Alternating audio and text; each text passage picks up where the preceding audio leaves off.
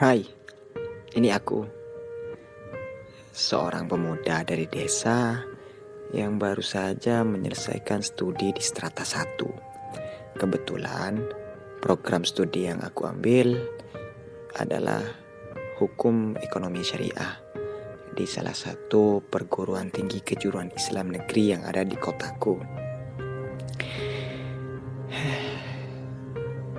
Nasib tidak diuntung, aku lulus di tahun pandemi, di mana saat ini kita sedang terancam oleh resesi. Jangankan yang baru lulus, yang sudah pekerjaan saja banyak yang dirumahkan. Tapi ya sudah, untuk apa kita mengeluh? Toh itu tidak akan pernah merubah keadaan. Semua akan tetap demikian adanya. Akan lebih baik daripada ketika kita menyesali keadaan yang tidak sesuai dengan keinginan kita, dengan semua ekspektasi yang mungkin harus tertunda. Barangkali kita bisa merenung, berbicara terhadap diri sendiri, memaknai arti kehidupan sebagai sebuah anugerah dari Sang Maha Kuasa. Meski terkadang kita lupa untuk bersyukur, masih diberi kesempatan untuk melihat bagaimana cakrawala terbakar senja hingga kemudian terjemput gelap malam. Atau barangkali kita lupa bersyukur bahwa kaki kita masih normal, masih diberi kemampuan untuk berjalan, melangkah. Hingga yang paling sederhana, mohon maaf, kita masih diberi kesempatan untuk buang angin setiap saat. Bayangkan saja, ada berapa pasien yang kemudian terkendala karena hanya tidak bisa buang angin, hingga menghabiskan jutaan, semua hartanya habis. Dari situ aku berpikir, sebenarnya hidup kita ini untuk apa? Mengumpulkan uang?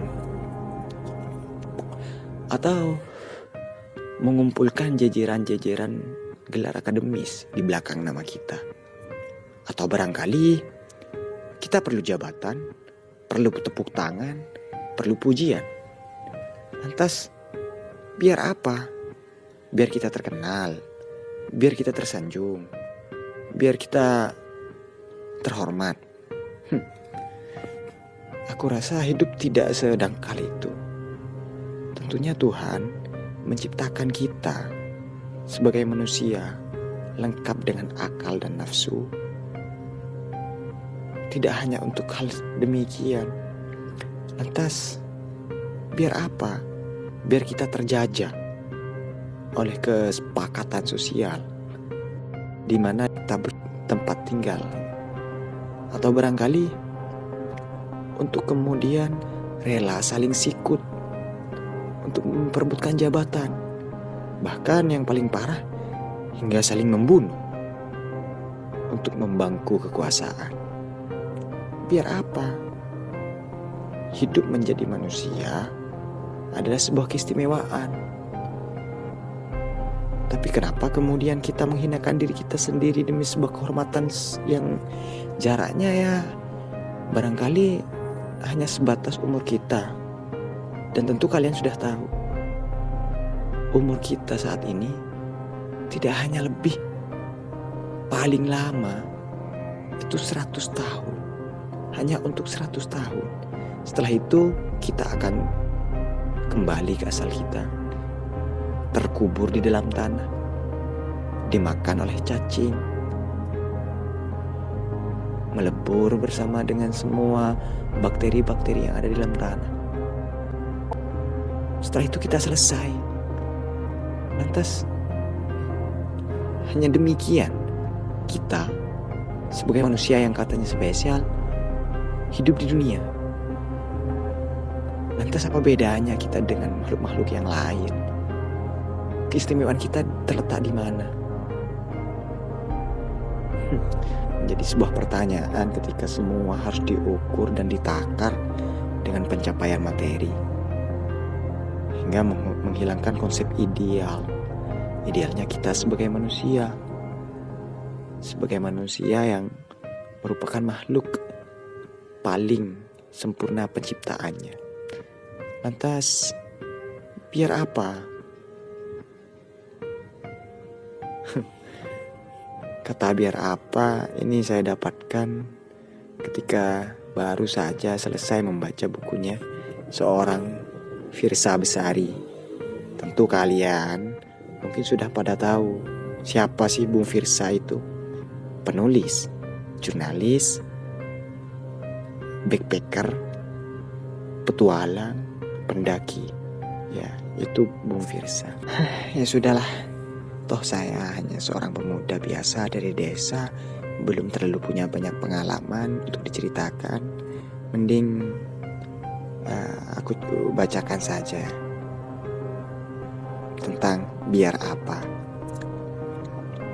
Kata biar apa biasanya dipakai sebagai kelakar jika motivasi seorang dalam melakukan sesuatu tidak jelas. Misalnya, ada orang mau bunuh diri tapi update status dulu. Atau ada sepasang muda budi pacaran saling panggil ayah bunda. Giliran jadi ayah bunda betulan malah belum siap. Atau ada orang yang menyindir-nyindir mantannya ketika mantannya bahagia. Atau ada orang berkelahi di kolom komentar karena meributkan keyakinan yang mereka peluk. Nah, saat itulah kita bisa berkata, biar apa? Meski sederhana, kata biar apa cukup membuatku merenung. Apa sebetulnya motivasi kita? Kenapa kita melakukan ini semua? Untuk hidupku sendiri. Misalnya, saat kebanyakan orang memilih untuk menggantungkan nasib pada pekerjaan kantoran dan melakukan rutinitas konvensional, aku malah nyaman-nyaman saja menjadi seperti ini. Kemana-mana pakai celana denim sobek dan kaos belel, dengan rambut panjang ikal tidak tersisir, serta wajah ditumbuhi brewok tangguh. Aku nyaman-nyaman saja mendaki gunung di hari kerja, atau naik angkutan umum agar bisa baca buku sambil berkeliling kota. Saat keluarga besarku berkumpul, yang terlihat seperti pengangguran, ya cuma aku. Kalau aku jelaskan aku seorang penulis, malah ditanya, kapan bukuku dijadikan film? Kalau aku jelaskan aku seorang jurnalis, malah ditanya lagi, siapa saja orang terkenal yang sudah kuwawancarai? Lah, kan pusing. Memang, jujur saja, aku tidak jadi kaya raya dari menulis. Ekonomiku masih pas-pasan, tapi bisa menafkahi orang tua dan bisa menabung untuk masa depan. Bagiku itu sudah lebih dari cukup. Jadi, biar apa? Ini jawaban terbaikku. Aku menjadi jurnalis agar bisa berkeliling negeri ini, menjadi bagian dari peristiwa-peristiwa penting sekaligus dapat bonus punya penghasilan. Aku menulis biar pikiranku bisa tertuang dan tidak tertahan lalu menjadi beban. Aku berselancar di internet biar bisa bertemu dengan gagasan baru, ilmu baru, juga sahabat baru. Dan bukankah harta yang paling tak ternilai adalah persahabatan? Ketika seseorang yang tidak aku kenal membaca tulisanku, lalu merasakan apa yang aku sampaikan, aku telah bersahabat dengannya. Ketika aku bisa tertawa riang dengan segelas teh bersama orang-orang yang berkecimpung di bidang yang berbeda-beda, aku telah bersahabat dengan suasana. Ketika aku membuat karya, aku telah bersahabat dengan masa lalu. Ketika aku yang tidak pernah menyangka diberi honor karena tulisanku dimuat di surat-surat kabar, bisa memberi sesuatu untuk orang tua, aku telah bersahabat dengan hati nurani. Dan kau tahu apa yang paling penting? Ketika aku melakukan semua ini didasari rasa senang tanpa menggerutu, aku telah bersahabat dengan diriku sendiri. Lain kali, sebelum melakukan sesuatu, coba pikir ulang lagi, dan lagi, dan lagi. Biar apa? Jika alasanmu kuat, lakukanlah. Namun jika itu hanya letupan saat, hentikanlah. Karena motivasi menentukan kemana arah langkah kita selanjutnya. Jadi, manusia diberi kebebasan untuk memilih jalan hidupnya masing-masing. Tidak pernah ada manusia yang diberi hak prerogatif untuk menjajah atau menekan atau menguasai atas kehidupan manusia lainnya. Hanya saja sebagai manusia yang aku katakan tadi sebagai makhluk yang diberi atau dianugerahi oleh Sang Maha Kuasa akal, maka kita perlu pertimbangan untuk mengambil sebuah keputusan, untuk menentukan arah langkah, sehingga tapak jejak kita nanti akan terekam, bahkan ketika kita sudah tidak ada lagi jatah di dunia ini. Jadi ya silahkan lakukan apa yang dilakukan, kerjakan apa yang dikerjakan, capailah apa yang dicapai. Tapi jangan lupa, kita harus bisa menjawab pertanyaan, biar apa?